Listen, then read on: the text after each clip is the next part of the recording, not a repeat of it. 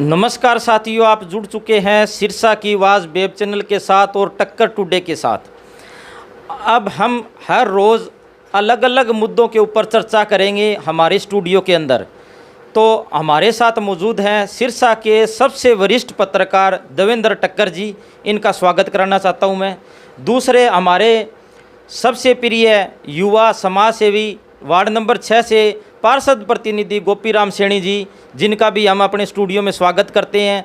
तो सबसे पहले हम देवेंद्र टक्कर जी से सवाल पूछना चाहते हैं कि कोरोना जैसी महामारी फैली हुई है, इसके अंदर जो गरीब तबके के लोग हैं उनके बारे में सभी सोच रहे हैं, अमीर लोग हैं उनके बारे में सोचने की ज़रूरत ही नहीं है, उनके पास सब कुछ है। जो मध्यम वर्ग है उनके बारे में कोई नहीं सोच रहा। इस मुद्दे पर आप क्या कहना चाहोगे? ये सोनू शर्मा जी, आपका सबसे पहले तो बहुत ज़्यादा धन्यवाद करता हूँ कि आपने इतना बढ़िया मुद्दा छेड़ा। मैंने टक्कर टुडे पे भी पहले एक दो बार इसके मुद्दे को छेड़ा है। ये वाकई में जो आज गरीब लोग हैं, गरीब तबका है, उनके पास हरे कार्ड है, पीले कार्ड है, उनको सरकार भी सहायता कर रही है और जो संस्थाएँ हैं उन्होंने भी काफ़ी मात्रा में कच्चा राशन भी दिया है और पका हुआ राशन भी उनके घर पहुँचा है। तो हमें खुशी इस बात की है, भी धार्मिक नगरी है सिरसा की, हरियाणा की, इंडिया की, जहाँ ऐसे लोगों की सेवा होती है। जब कोई ऐसी महामारी फैलती है तो ये सरकार ने एक बड़ा अच्छा कदम किया है। पर मैं एक बात कहना चाहूँगा, जो बड़े लोग हैं, जो बहुत बड़े बड़े मालिक है, मिलों के मालिक है, कारखानों के मालिक, बड़े बड़े इंडस्ट्रियों के मालिक हैं, उनके पास तो करोड़ों रुपये का लोन है। वो लोन ही, उनके पास तरीके हैं, वो लोन ही नहीं भरते, उनको पैसे ही नहीं भरने पड़ते, वो तो बैठे हैं ठाठ से। उनको क्या है, कोई कोरोना नहीं उनकी आई, कोई नोटबंदी नहीं उनके लिए। ये किसके लिए? गरीब बंदे के लिए। अब रही मध्यवर्गीय बंदा, ऐसा आदमी होते हैं, ये लोग भूखे मर जाते हैं शर्मा जी, ऐसे हाथ नहीं फैलाते ये लोग। उसके लिए सरकार को सोचना चाहिए, कोई ऐसे कदम उठाने चाहिए। उन बच्चों की फीस माफ़ हो, उनके बिजली बिल के माफ़ हो, उनको लोन की किस्त। अब कंपनियां जितनी लोन दिए हुए हैं सब किस्त मांग रही हैं। स्कूल के जितने, अभी आपने देखा सोशल मीडिया पे कितने स्कूलों के मालिक हैं, भेज रहे हैं, इंडायरेक्टली टार्चर कर रहे हैं बच्चों के माँ बाप को, फीस भरो फीस भरो फीस भरो। तो ये मैं कहता हूँ सरकार को, मध्यवर्गीय लोगों के लिए कुछ क्या करेगी सरकार? वो कोई पुख्ता कदम उठाए जो अपने बड़े तरीके से उनको एक सिस्टम ढंग से, इज्जतदार तरीके से उनको दे। क्योंकि पहले मैंने आपको बताया भी वो लोग भूखे मर जाएंगे, पर वो मांगने नहीं आएंगे बाहर, गली के अंदर ऐसे हाथ नहीं फैलाएंगे। तो उन लोगों के लिए सरकार को सोचना होगा, उनके लिए कुछ करना होगा, पुख्ता कदम उठाने होंगे, तभी तब फायदा है। ऐसे बातें कर रही है, बातों क्या है, राशन बांट दिया, ठीक है, गरीब को बांटा है, बहुत अच्छी बात है, सरकार ने राशन बांटा है, संस्थाएं ने सेवा कर दी उनकी। और बड़े लोग, आपको पहले बता दिया, उनके पास सब जुगाड़ है। अब आपने देखा, आपने खबर लगाई अभी सदर बाजार की, वो बेकरी वाला था, वो खोले बैठा था। बताओ, गरीब आदमी को तो रेडी लगाने के लिए पास नहीं दे रहे, 100 पास जारी करे, सिर्फ कमाल की बात है। गरीब आदमी जो मजदूर है, वो रोटी खाना चाहता है, कमा के रोटी खाना चाहता है, वो मेहनत करना चाहता है, उसको पास नहीं है। बड़े लोगों के पास है, उनको पास की जरूरत नहीं। बेकरी वाले को, बड़े बड़े लोगों को, उनकी दुकानें खुली हैं, पीछे दरवाजा खुला, आगे बंद है, पीछे से माल दे रहे हैं, उनके पास स्टाफ है, उनके पास हर चीज़ है। इन गरीब लोगों के पास क्या स्टाफ है? कुछ नहीं है। ये रेडी लेके फिर इनको पास नहीं दे रहे, क्या बात है? इनका कोई सिस्टम बनाए गवर्नमेंट, ठीक है, आप पालन करें सारे नियमों का, पर ये नहीं है गरीब की भी सुनवाई हो। मध्यम वर्ग की पिसता जा रहा है, उसको कहीं से कुछ नहीं है। उनके बच्चे हैं, वो 15,000 रुपये तनख्वाह लेते हैं। जो मध्य वर्गीय लोग, आम लोग हैं, उनके 15,000 रुपये में तनख्वाह लेते हैं। वो क्या काम करते थे? गुड़गांव 5,000 रुपये कमरा लिया, वो किराया 10,000 खर्चा था।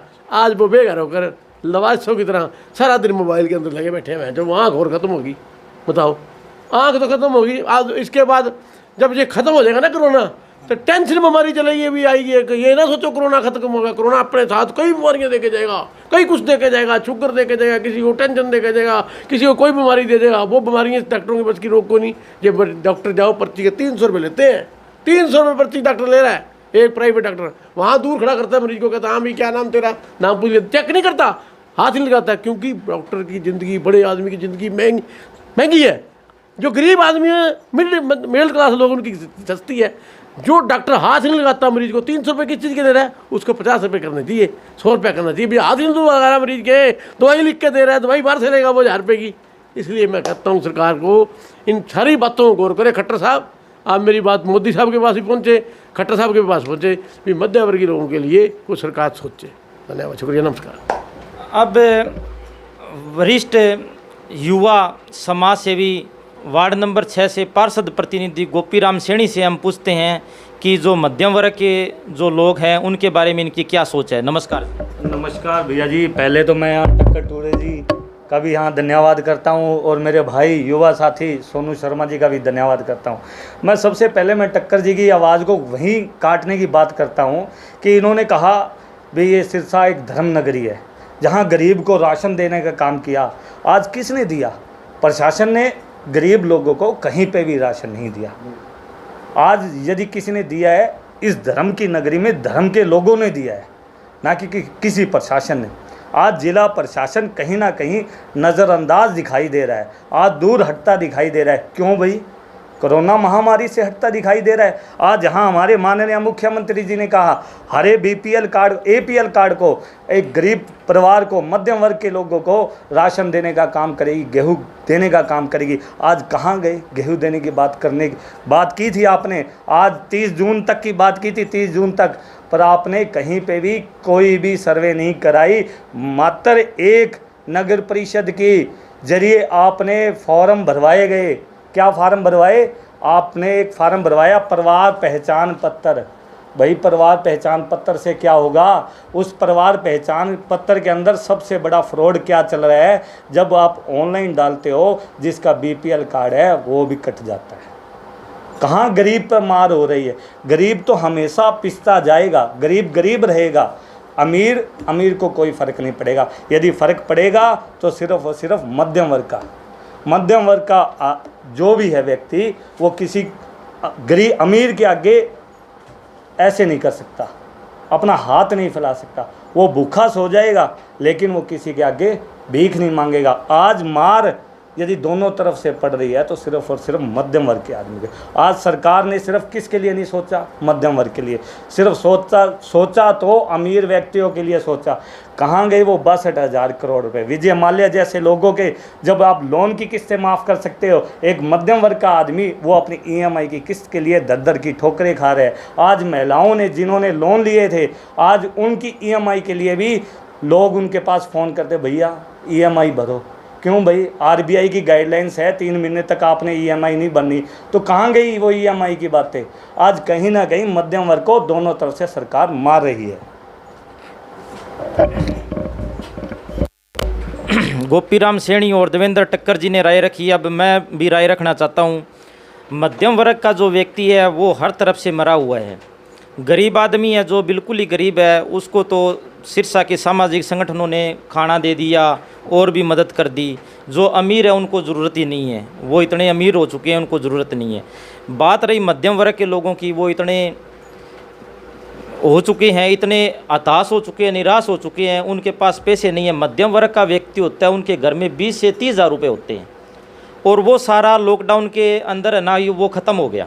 20 से 30 हज़ार रुपया होता है और वो ख़त्म हो गया। उसके बाद में उनके ऊपर दबाव बनाया जा रहा है। स्कूल वाले दबाव बना रहे हैं, अभी फीस भरो, ट्यूशन फीस भरो, एडमिशन फीस भरो।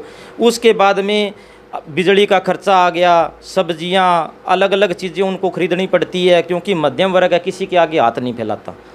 तो सबसे बड़ी जो कोरोना महामारी के अंदर मार पड़ी है वो मध्यम वर्ग के अंदर पड़ी है। तो सरकार और सरकार को सबसे ज़्यादा ध्यान मध्यम वर्ग के अंदर देना चाहिए, क्योंकि उनके बिजली के बिल माफ़ किए जाएं, स्कूल की फ़ीस माफ़ की जाए, और भी जो रियायतें हैं वो भी मध्यम वर्ग के लोगों को देनी चाहिए। और एक छोटा सा उदाहरण मैं ये देना चाहता हूँ। एक कोई छोटा दुकानदार है, वो मध्यम वर्ग का आदमी है, कोई 1-2 लाख रुपए का सामान लेके वो बैठा है। उसके बाद में अब 2-2.5 महीने से उसकी दुकान बंद है। उसकी तो दुकान वैसे ही बंद होगी, उसका किराया भी आ रहा है दुकान का, उसके बाद में बिजली का बिल भी आएगा, और दुकान में 1-2 कर्मचारी काम कर रहे हैं, उनकी भी तनख्वाह 30-40% देनी भी पड़ेगी उसको। तो सबसे ज़्यादा मध्यम वर्ग का आदमी मरा है, वो कर्ज़ के नीचे दब जाएगा और ज़िंदगी भर कर्ज़ के अंदर ही रहेगा। ज़िंदगी भर ना रहा तो 1-1.5 साल तो वो डिप्रेशन में रहेगा, मानसिक संतुलन उसका खो चुका है, वो बिल्कुल हैरान परेशान हो चुका है। तो आज का मुद्दा हमारा मध्यम वर्ग का था। आज हमने ये विशेष चर्चा शुरू की थी, ये आज कुछ 10-15 मिनट की होगी, लेकिन उसके बाद में रोज़ ये आधा घंटा की होया करेगी। उसके बाद में हम अलग अलग मुद्दे पे बात करेंगे, सिरसा के अलग अलग मुद्दे जिस पे आप सभी का ताल्लुकात होगा। तो आप सिरसा की आवाज़ और टक्कर टुडे के साथ यूं ही जुड़े रहें। 2 साल से आपके भरोसे का प्रतीक टक्कर टुडे तो लगातार 15 सालों से सिरसा के लोगों की सेवाएं कर रहे हैं, लोगों को सेवाएं दे रहे हैं, लोगों के बीच में हैं। तो आप हमारे साथ यूं ही जुड़े रहें। धन्यवाद टक्कर साहब जी, आप भी। नमस्कार जी, धन्यवाद। मैं आपको एक बात गुजारिश करूँगा कि आप इस वीडियो को ज़्यादा से ज़्यादा शेयर करें। उसका कारण क्या है, हमें चैनल की लोकप्रियता के लिए नहीं कह रहे, किसी मध्यम वर्गीय लोग का, किसी बंदे का क्या पता आपकी वीडियो के शेयर करने से उसका मैसेज खट्टर साहब के पास पहुंच जाए, क्या आपका मोदी साहब के पास असर हो जाए, तो ये किसी का भला हो जाएगा। आप किसी के भले के लिए ये काम अवश्य करें। धन्यवाद, शुक्रिया, नमस्कार, थैंक यू जी। तो मैं भी नमस्कार करता हूँ और गोपीराम सैनी जी भी नमस्कार करेंगे। मैं नमस्कार